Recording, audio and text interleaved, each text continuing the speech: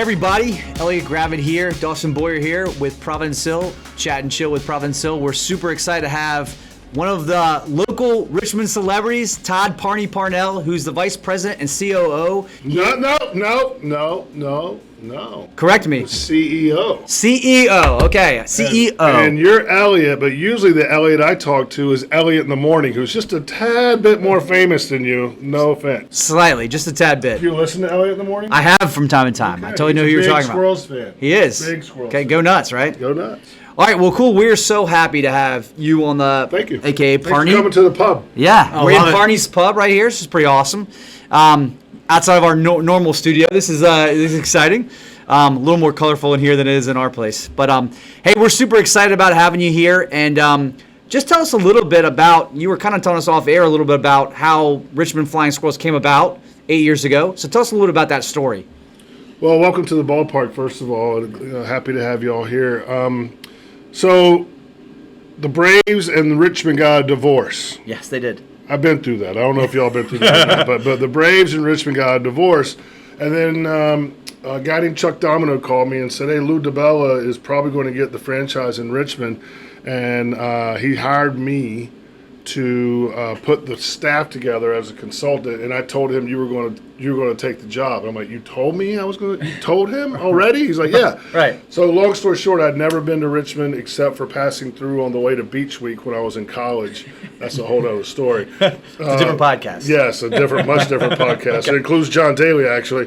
But came here on faith, believed this would be a transformational move, not only for me, but for Richmond, because I knew what our type of thinking could bring to the table. I knew, no offense to the past, what the past was like. It was basically baseball. It was, during the season. That's right. And we're 365. We're not in the baseball business. We're not in the entertainment business. We're in the memory-making business. We make memories with our fan base 12 months out of the year. So it was definitely different.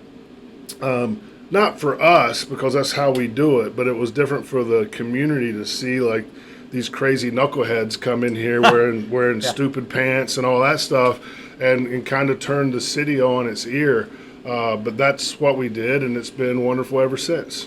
Yeah, absolutely. There's definitely, I grew up here in Richmond. We both did, and been to a million Richmond, Braves games, and I'm a Braves fan, just being honest. Since I was a little kid. It's okay. We all have our diseases. That's right. There was room on that bandwagon for everyone last year. Yeah. That's right. Oh, yeah. I don't know if there was, Dawson. That's fair. Yeah. I grew up watching them on TBS, and I was a big Dale Murphy fan even before they were in. Coming up after the Braves on TBS, the Monsters. Remember that? Yes, Skip I Perry? do. It's pretty good, right? It was pretty good. Yeah. Yeah, I watched a lot of TBS baseball. But anyway, being from Richmond, big Richmond Braves fans. Dale Murphy. Dale Murphy was my guy, and then obviously I met Dale Murphy for the first time in a bathroom at the Philadelphia Phillies, and we didn't shake hands because we were in the bathroom. Yeah, it's probably Wise. good. Yeah. Wise. Well, Dale's about probably the cleanest Is guy. this going to be the goofiest podcast you've ever had? It might be. Because that's what I'm going for. Here we go. Well, I think it's already there. Yeah. 5 minutes in. Continue. Anyway, so long story short, then obviously there was a couple of years where we didn't have baseball at all. Right. And then you guys came in, and obviously there was, I think we can both say there was definitely a big difference between your product and the Richmond Braves product. To your point, that it was baseball for them. And for you guys, it was entertainment and fun and memory making, if you will. Well, I think the difference is, look, we don't want to be just a baseball team. We want to be a 12-month community impact. Our three basic principles in everything that we do: have fun every day, because people like to be around fun. Right. If people want to be around you, you're going to do pretty good business, right? Yep. Be different in everything that you do. Don't be the same. That's why we wear the crazy pants. That's why we do the crazy promotions, jumping through rings of fire on the field, and all that kind of stuff. And then third, most importantly, in our core values is be impactful. And that goes to the 12 months a year. We do it with over 120 charities. When people call and ask us to do something, we try to start at yes and go backwards from there, as opposed to people in life. Normal philosophy, right, is, Right. I've asked people to do something for me, and I can tell they're trying to figure out how they're going to say no to me while I'm still asking the question. Right. Honestly, that's how we Yeah. got together. I didn't, Yeah. somebody emailed and said, and I said yes, and we figured it out from there. So I think that philosophy has been healthy for us, and it's helped us spread a very wide casting net of influence and impact. And I think because of that, we've had incredible uncharted success that people probably didn't expect when the Squirrels got to town 13 years ago. It's hard for me to believe 13 years That is wild. has passed. But, we've led the league in attendance just this past season, 2022. We led all of AA baseball, 30 cities all across America, in overall attendance and average attendance. That's awesome. Yeah. In a ballpark that was built in 1984 and obviously has leaks in it from my ceiling tiles. Right. So, I'm very proud not only of those numbers, but how much impact we've made in the community over the past 13 years. And as we transition into the new ballpark and the Diamond District, you're seeing a lot of the impact that we've made in how people are reacting now. Yeah. In the past, there's been a lot of negativity. We got a 9-0 council vote. Right. When's the last time Richmond City Council agreed to something unanimously? I mean, It might be the first. I was emotional that night Yeah. on television and crying for a reason, because everybody said it couldn't be done. Right. But it was done. So I think that's something that's happened. Like we've really pushed the envelope in a positive way, and because of that, I think some great things have happened along the way. Not just during the baseball season, but 365 days a year. Well, obviously, you guys have made a giant impact in the community. But let's talk about your season. You guys had a great season. This is the first time I think you've been in the playoffs in the last 8 years or so. Yeah. So one of our philosophies as a front office staff is prepare for the bad news bears. Right, and then if you have a good team, you have a good team. Right. But we don't have influence over who is sent here, and that's all in the hands of our major league affiliate, who's the San Francisco Giants. But this year, I was quoted in various media outlets at the end of the season as saying this season smelled special right from the beginning. Right. If something can smell special, Right. and first time I met Dennis Pelfrey, our first-year manager, I felt like this guy was going to try to win and develop the players and make the players better through winning, which I've never understood when major league teams say, well, we don't care about winning, we care about developing players. Well, don't you develop people in the business world by winning, by making sales and positive things? So I never really understood that. But so Dennis Pelfrey, it was all about winning. And then we had some really key veterans back. Will Wilson came back. He's the number 1 draft pick. The worst thing about him is he went to NC State. But other than that, he's a pretty cool dude. And then the staple of our organization the last 3 seasons, Jacob Hayward, who is one of my favorite human beings I've ever met. His brother is Jason, who also played for a team I ran in Myrtle Beach, South Carolina, earlier in his career. So we had a good core, a lot of good young arms. There's a guy named Kyle Harrison that pitched for us this past year who just turned 21 in August, and you're probably going to see him on ESPN next summer. Awesome. Because of that, we were able to propel into winning the first half in a split season and made the playoffs. Unfortunately, we were, as I like to call it, out and 2 in barbecue. Lost our first 2 playoff games. But we had a playoff game here on September 22nd, had 9,200 people here. That's awesome. On a Thursday night in September, when Virginia Tech had a home football game, Right. and the Pittsburgh Steelers, who's America's team, if you ask me, we're playing on national television. The great Heinz Ward's hanging out right behind you. Yeah, there, and Jerome Bettis is hanging out behind your There we go. head in his Notre Surrounded. Dame. So I think that those are all again indications of what we mean to this community, both on the field and off. That 9,200 was the largest crowd in all of the minor leagues, AAA, AA, Single A, in the playoffs. Oh, wow. No other team. And again, we did it in a ballpark that has terrible ceiling tiles. So we're really proud of that. And as we move forward and plan to 2023, it certainly has built up a lot of momentum, as has the Diamond District, and moving forward on that. I just gave you guys a nice segue. We're just so thankful to be here again. We're from Providence Hill Real Estate, and we help people in the community buy and sell houses. And 3 years ago, we had a big client event here. Because, again, you talk about Guess what? You're going to have a big one next year since I did this podcast. That's right. Too. So That's right. We'll there's be somebody back. waiting on the other side of that door with a contract. That's So- right. Very good. We're ready to sign. Bring me a pen. But you talk about making memories. We talk about creating experiences, which is the same thing. And, Elliott and I got to live a childhood dream, and we're one of the people who threw out the first pitch, you know, so it was a lot of fun. You didn't bounce it, did you? No, we got it there. It wasn't a strike, but he got That's it there. the key. You know? So, but yeah, so just the opportunity for us, anytime we can sit down with people in the community that are making a big impact, to share more information with our client base and listeners is always something we're striving to do. Because again, like when we're selling houses, we're just not selling a house. A lot of times we're selling the city, especially coming out of the pandemic. So many people moving from all over the country to Richmond. And it is nice, you know, because some people will say, oh, I'm coming from a bigger city, and, you know, we'd go to these athletic events and whatnot.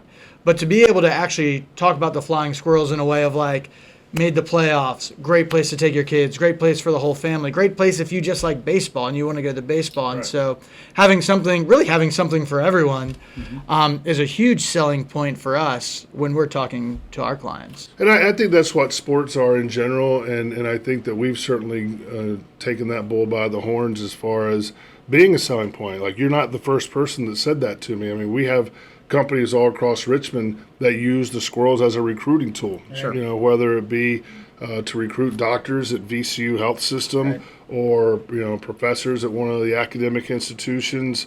The Squirrels are the host many, many times of recruiting visits to try to get people to move into Richmond. So, and we understand our role. We're a high-profile small business. Sometimes people forget we're a small business because we are so high-profile, but I've never seen anything like it in Richmond. I mean, I could be anywhere in the country, and it just happened the other day. I think I was in the Atlanta airport, and I'm walking this way, and somebody's walking that way, and I hear "Go Squirrels!" Yeah. And I look, and it's somebody I didn't recognize them, but they recognized me because of the things that we do with the Squirrels. So we take that as a responsibility, and I think moving forward as we go into the new ballpark, we're going to be able to do things that we've never even contemplated before, because I was quoted after the previously mentioned unanimous 9-0 council vote that we've been fighting a sword fight with a rusty butter knife for the last 13 years, and we really have. And now there's going to be ups and downs. I mean, I had them this morning already. There's going to be you know, when you're doing real estate deals, there's a lot of stuff that can happen, and we just got to keep going through the stuff to get to where we're throwing out a first pitch in April of 2025, because I think that we are a focal point of the community now, a big focal point of the community now. Imagine what we're going to be like when there's a brand sparkling new ballpark over across the parking lot, and this is all developed 67 acres worth of mixed use positivity. So we okay. Let's break into that, because we've been dancing around I'm giving you two opportunities now. And you've been talking the Diamond District. So I want to hear. He likes to take that first pitch. I want to take one. I want to see where the pitcher's got. So I'm just trying to. Guess what? You're going to be 0-1 then. Just go right down the middle. Right down the middle? Yeah. All right. Fair enough. So tell us a little bit about the Diamond District. You mentioned it a couple times, and obviously we're getting a brand new ballpark, but not just a ballpark. We're getting to your point, a whole experience. There's going to be some housing here. There's going to be some mixed-use stuff. So tell us a little bit about the whole project as a whole. Well, I mean, it's hard for me right now to talk about it in too much detail because it changes with every meeting, but we'll start with the ballpark. So the ballpark is Major League Baseball overtook the minor leagues during the pandemic, and with that came a lot of facility standards. And for a lot of teams, that was difficult, and obviously for us here in this ballpark, that was not only difficult, it was impossible. Right. So that actually helped a little bit in perpetuating the city and Mayor Stoney into really, really realizing that all this talk about a new ballpark had to become a reality, or we risked, not that we want to leave, because again, we're doing great here. We don't want to leave, but we would have been moved by Major League Baseball. But it's pretty cut and dry with those folks in New York City. You either meet the requirements or you don't. Yeah, you know, there's no warm and fuzzies. I don't mean that as negative as it just sounded. I mean, I like those folks a lot up there. They've been good to us. But, you know, so I think that really helped move the needle. Sure. And then Leonard Sledge and his folks did a really nice job. Look, this is a really, really big, valuable piece of land. Right. probably one of the most valuable pieces of land on the East Coast, right off an interstate. We got a lot going for us, and that's part of the reason why we're successful, right? We're at a great location. So I don't think they realize how many developers are going to be interested when they did the RFO or RFI or RFP or whatever they ended up calling. They changed it 17 times, but they got 15, 16 people that were interested, and so now we're down to the Diamond Partners, which is thankfully a local guy, Jason Gilliott. Gilliott. Yeah, same thing. I got to figure out how to say his name. I just call him Jason. That's good. But he's been Sure, great. he's been called worse. He's been great. Yeah, if this doesn't go well, he will be. He's been really good, and I like the fact that he's from here. We were at a lunch meeting one time when we were talking about different things about the ballpark, and he goes, "Look, I live here, so this has got to work. Right. I'm not moving my family, and if this doesn't work, I'm screwed. And so that's kind of good. That's kind of good for us, and we feel the same way. Like we've had a lot of chances, but we love the Richmond market. I personally have had a lot of chances to move on to other things, and I'm never leaving here. So I think that we're all dedicated at the same time in the same way. I know the mayor's really dedicated. Council, obviously, 9-0, they're dedicated to it. So we finally took us a long time, but we're finally all at the table kind of holding hands saying we can get this thing done. Now, it doesn't mean we don't disagree. We disagree a lot, but we're still moving forward to getting it to the point where in April of 2025 we'll be able to run the Squirrels out there. And VCU baseball as well will play a big role. I think before there was always someone would do something or throw a wrench into it, and right now I feel like if you do that, everybody else is going to pounce on you. Right. And so I think we're in a really good spot. People are used to me being positive about everything, but I'm really positive about this because I'm positive that it's going to happen, not because I want it to, but because it has to. And I think that's a huge difference. Yeah. And it seems like too, like you said, like the city council, like the developers, and just also like the people of Richmond really want it because of like what y'all have built over the last several years. It's a lot of goodwill. I think if the politicians or whoever started to change their tune a little bit, you have the whole backing of the general public. Well, Councilwoman Reva Trammell, who at times can be controversial, but she's a close friend of my fiance Tanya and myself. I mean, she said it on the podium that night. My daughter said, "You cannot vote against Nutsy, Mom." Right, her daughter told her That's that. right, Natasha. So, and I view business and I view life as like a banking relationship. You put in deposits, and sometimes you take out withdrawals. If you have enough goodwill deposited, you can take a withdrawal. Right. And this is a withdrawal for us, and we've got plenty of deposits to cover this withdrawal. Yeah. I just felt pretty smart talking like that. Did it sound smart? A true banker.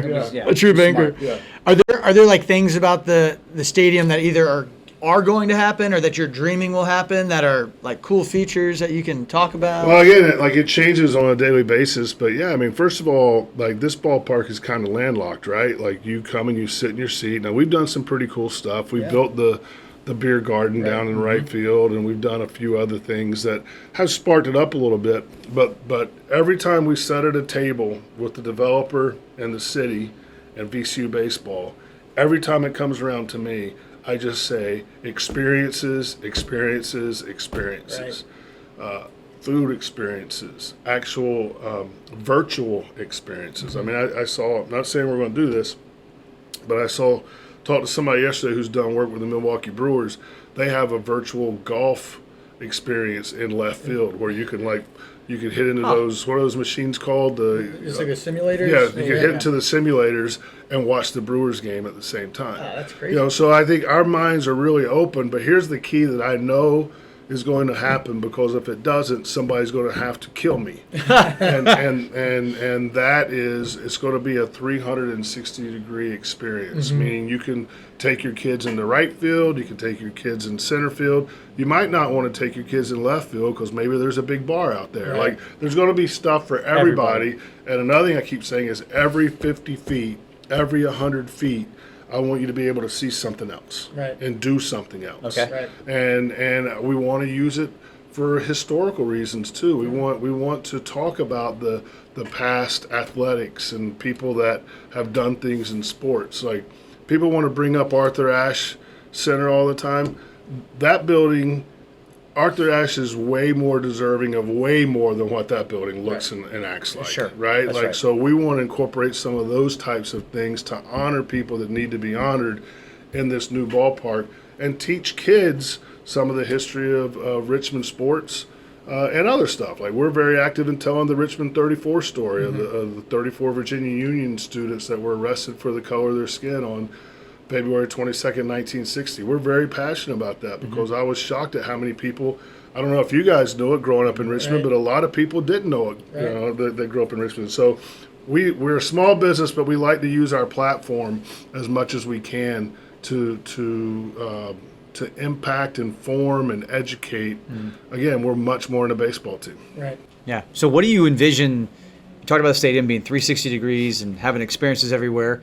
What do you envision the seating capacity? Like, if you, Why does everybody always ask me that? Like that's, people ask me that question all the time. and to me, and I'm not making fun of you, Elliott, even though it seems like it, because you're not Elliott in the morning. But it's mid-morning. Elliott in the mid-morning. to me, it's more about the things that you can do inside the ballpark. And once we get all those things figured out, Figure out the then seating. whatever the total is the total. Yeah. But if you want me to give you a number, I would say it's probably going to be around the same. I don't see us going a lot less. Right. But, like, we don't have a club area here where you guys can buy 8 club tickets for the whole season and bring your clients. Sure. Which I just signed you up for that. You know, we're going to have dugout suites, which people in Richmond have never seen before, which is an actual suite next to a dugout. Oh, wow. Okay. You know, That's so cool. when the manager goes ballistic and starts dropping every word he's ever thought about in his life at the umpire, your 8-year-old kid can actually hear that. That's right. It's an experience. You know, Yeah. it's a It's all about memory-making experiences. experience, Yeah. right? So I think once we figure out all those things and how that fits, how many suites, you know, how many people in a picnic area. We'll have an outdoor picnic area where companies, I assume when you had your deal did. here, We you did. probably did that, Yeah. right? So we don't have what I call a sit and eat here, where you can sit at the picnic tables and watch the game. Right. You have to do it, and then you move to your seat. Yeah. So we're going to have somewhere, there's going to be a sit and eat that you can watch the game and enjoy and make memories from. And so once we get all that done, it'll be the same. But once we get all that done, we'll know what the number's going to be. But I would be hard pressed to think that the total capacity won't start with a 9, because we get to that number Most nice. fairly regularly. Yeah, yeah. Not most. We average, you know, in 6,000s. But, you know, you get to a certain point of the summer on a Saturday, you know, Thursday, Friday, Saturday night, we're hitting 8, 9, you Yeah. know. And I think that I truly believe this with all my heart. Like, y'all have no idea what's about to come.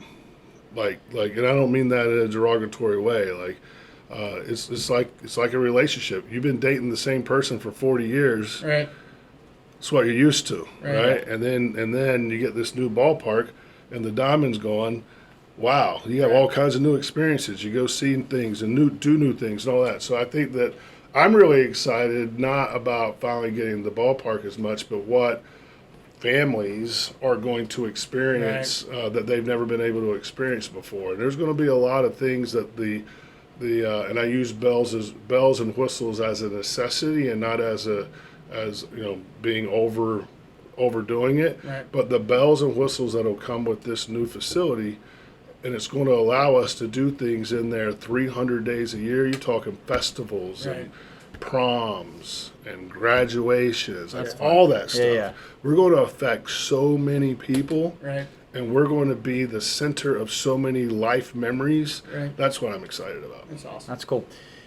So tell us a little about, maybe you can't talk about it because I know you said things are changing every day, but what are some of the other things that are coming along with the Diamond District? Not just the ballpark, but I mean, you don't have to tell us exactly, but what are some other projects people are talking about to make this a whole big complex? Well, I mean, that's a question more for Jason than for me, but Yeah. just from you know, our discussions, you're going to have at least one hotel, maybe Okay. more. You're going to have a lot of restaurants and bars that I don't know if y'all have been to the Battery in Atlanta yet that the Braves play at. You said you're a Braves fan, but think that. I haven't been there yet, but I was with Brian Jordan. We played golf last Thursday, and I was asking about it. He's like, dude, you have no idea. Like, the Battery is just. And when I told him that this was going to be like that, he was just like, well, your life's going to change. Right.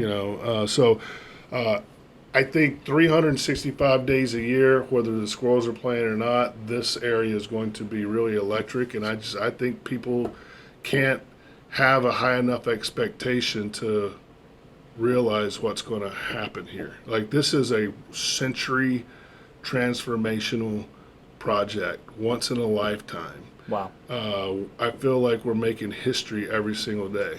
And that's pretty cool, but it's also exhausting and intimidating at times. And, some days are good, some days are bad. Some days you think your day's over and the phone rings at 9:30 at night. There's a lot, but it's you do it, for the people that have grown up in Richmond. Mm-hmm. We have like Hunter. You met Hunter. He's when we made it to the playoffs. I told you I was going to go off, so don't be looking around. We made the playoffs, we were spraying champagne, and Hunter went up to Frankie Tostado, who's one of our star players, and said, Frankie, I'm just a Richmond boy. Come get my picture taken. This is a big deal for me. Awesome. So it's a big deal for people that have lived here, work here with the Squirrels. And, I'm old. I'm about ready to go out to pasture. But there's, kids like Hunter that are in their mid-20s, early 30s that can work in this new ballpark for 20 years and have a great career living in their hometown. And that's what keeps me going through the days, when I'd like to throw my computer up against the wall. Well, it sounds like you guys have such an amazing partnership here, not only with San Francisco, with obviously Richmond, but just this town in general has really surrounded themselves with love for you guys, because I think you've been equally as loving back to us as Richmonders. I mean, because we're both from here. Like you said, making all those deposits. You've made a lot of deposits. Well, I think it takes two to tango, right? And it needs to be a two-way street. As I always tell people in my family and also people in my Squirrels family, one-way streets usually end up at a head-on collision at some point. You don't get out of that safely. Right. So you got to give, and if you take, you just got to make sure again that those deposits, there's enough money in that bank to handle your withdrawals. And so it's a love affair like I've never seen before. Like, I stayed here for a reason. When the big leagues came calling a few years back, I wanted to see this thing out, and I intend this to be my last job. I intend to live at least part-time in the Richmond area the rest of my life, and it's become home for me. And I think it's I say it all the time,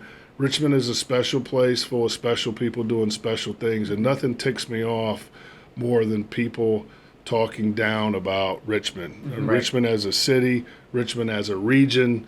We have a lot to be grateful for here, and a lot to work with. And look, you're seeing cranes around here now like you've never seen them before. Sure. And I think the Diamond District's just going to perpetuate that more than ever.